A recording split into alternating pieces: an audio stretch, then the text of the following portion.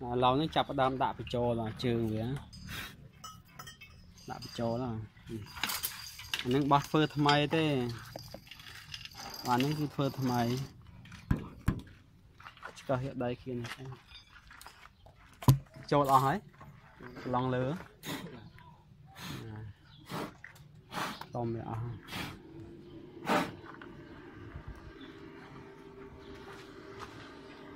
quay về đạch đó mà bây giờ mình thôi chân cứ ăn tần nia thế mà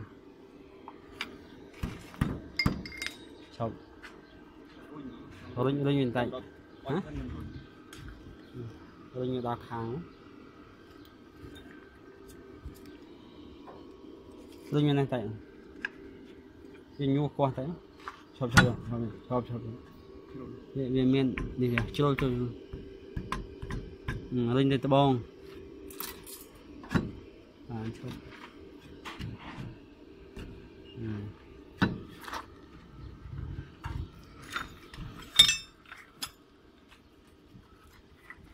thu đây bóng mơ cầm màu rồi xem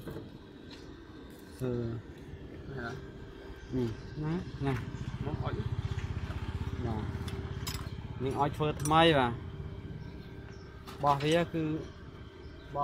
tôi tê bỏ về mình phơi thay xì nhà nó cầm màu thế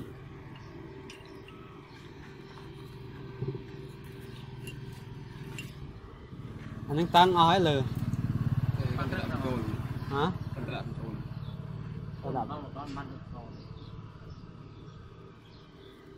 trong miệng tôi này tay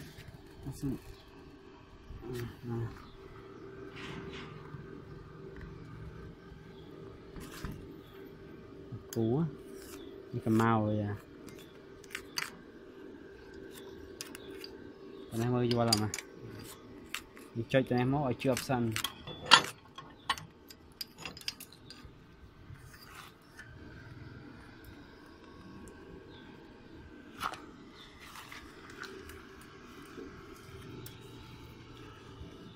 cặp nó bắt này tham ai thế cao pram rất nhiều bạn tay bên này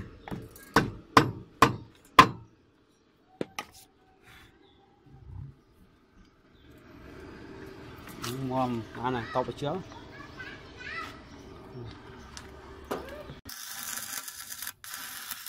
mà bây giờ xa nhưng tao chắp đòn với chắp hơi gà nào ăn chắp thế vào làm múa rồi mà ăn mờ thế những cái máy mà phơi máy đây lòng với đạm ăn chả nè lòng với môi pi bay buồn pram và môi mà môi và lông cả mảnh hiên à đấy đạm và môi và lông chụp lo anh em môi tiết mà nên là khăn trom đạm và môi và lông khăn trom mà khăn lơ ốp nó ốp chậm nó lạnh rồi chậm đã chụp đây là múa và những anh mua là lon tránh xa về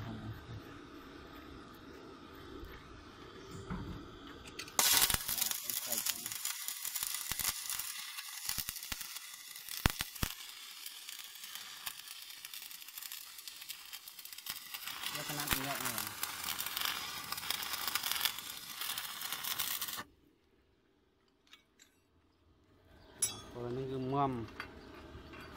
bọc phần nát về nó nơi nào bọc phần nát về đây về tôi như được bằng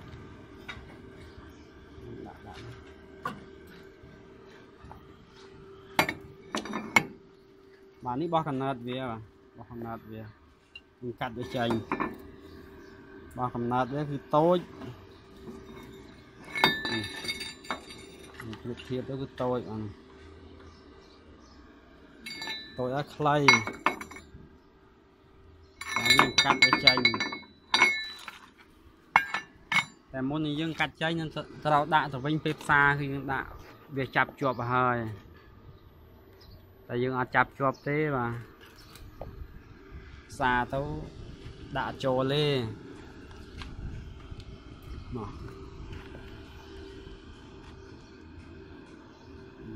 sáng xa về ạ thế rồi nhậu con này ở che ở đây thế anh ấy gần đây không ai cũng tay bị trôi lòng rồi còn những đánh ở hoàng ấy đánh ở liền cái là đánh che là thì mình tình nia đây mà đánh đánh bạc po rồi cái là đánh thì về bạc po lên mà về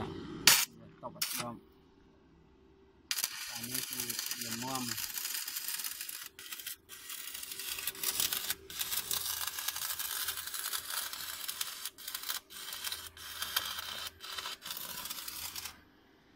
đây cái nợt với là tối à bờ nhưng xa to các bạn đây người ta cái là về ẩn mưa đây thì sốt mây thế à ẩn mưa đây sốt mây cái mưa đâu nhưng xa mà chung xa lúc nhưng anh đo chành bàn đo dùng một xa liệt cho bàn tiền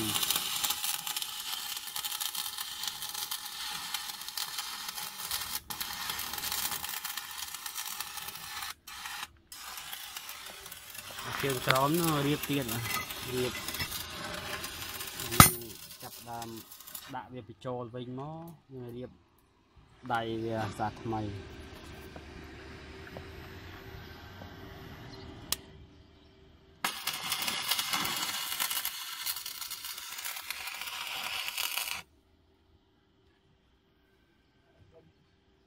mà nó chưa á chưa phải đo tranh vinh đo về một sai crom vinh mà đây những đạ lên đấy đạ nằm bay rồi về càng là dùng xa đại và đạ trôi lên và việc xa hơi cứ đạ trôi lên đọc bây thôi chẳng cứ giọt bánh hà thì tập lòng với mom lòng với mom đạ nên cứ đơn giản tuần này thảm mom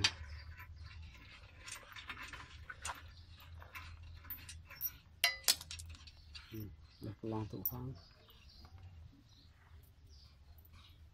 toán là cho này trượng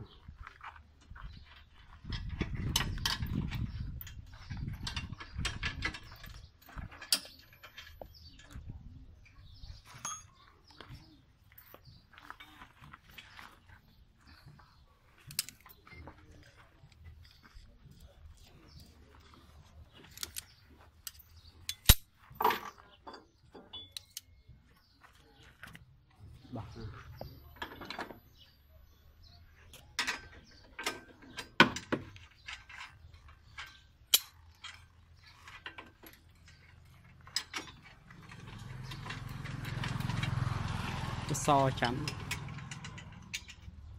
không có thì gặp mà nó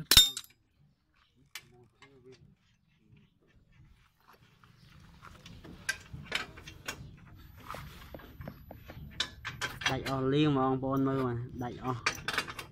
bây giờ mình này phơi chân thế còn phở cả đây mơ về đại ở tôi này bẹp ní bạn tập trượm mà bạn thần nia ban bây giờ mình này thôi chấn có bà thần nia thì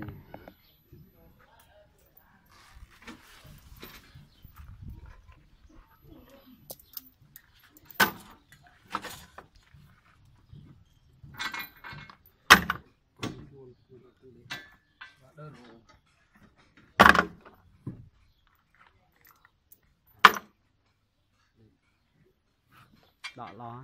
cho người trượm bỏ chanh với nhau bỏ vô một xài crom anh này chậm để chụp sân mua mà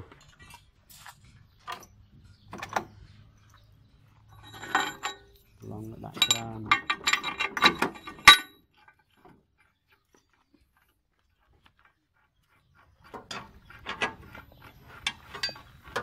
nên là